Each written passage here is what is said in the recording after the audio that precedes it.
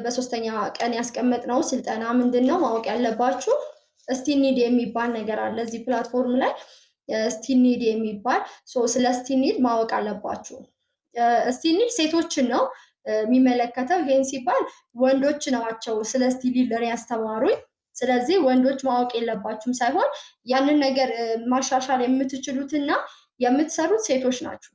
ግን ስቲኒድ ለሴቶች ብቻ ነው ያለው። ወንዶችም ሴቶችም ኤጀንት የሚሆን ሰው ሁሉ ማወቅ አለበት።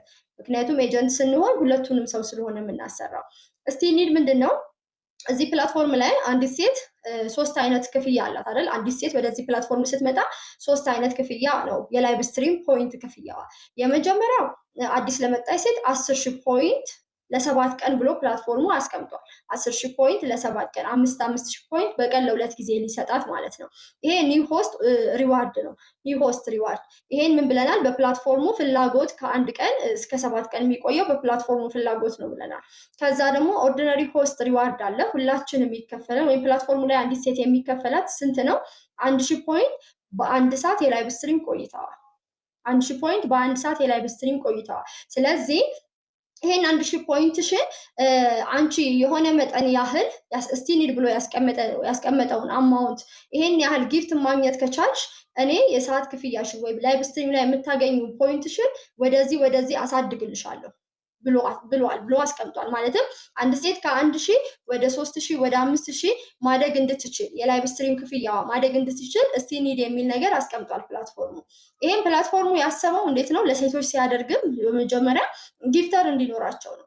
በቃ አንዲት ሴት በሳምንት ውስጥ ወይም በጊፍት ምክንያት 150,000 ፖይንት ካገኘች 150,000 ፖይንት በጊፍት ምክንያት አንዲት ሴት ስታገኝ ፕላትፎርሙ የ150,000 30% ኮሚሽን ለራሱ ያገኛል አይደል?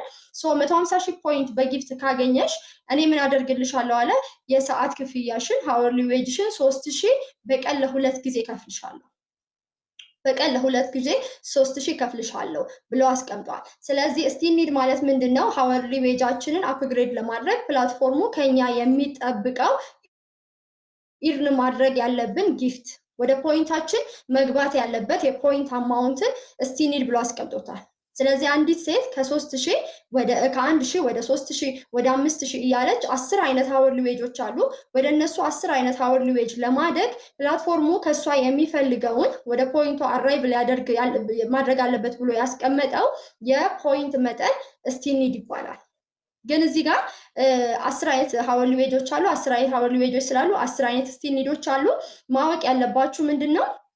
አንዲት ሴት 150,000 ኢርን ካደረግሽ 150,000 ፖይንትሽ ላይ ኢርን ካደረግሽ 3,000 በቀን 2 ከፍልሻለሁ ብሏታል። ዛሬ እኔ በጊፍት ሊሆን ይችላል ደግሞ የ150,000 30% ጨምሬ ሁላችንም የምናደርገው እንደዛ ስለሆነ የ150,000 30% ኮይን ጨምረን ኮይን ይኖረናል። ያንን ኮይን ከሰዎች ጋር ኤክስቼንጅ እንደራረጋለን። የዛኔ 150,000 ፖይንት ኢርን አደርጋለሁ። ሃወርሊ ዌጄ በቀን 2 ጊዜ 3,000 ይመጣል።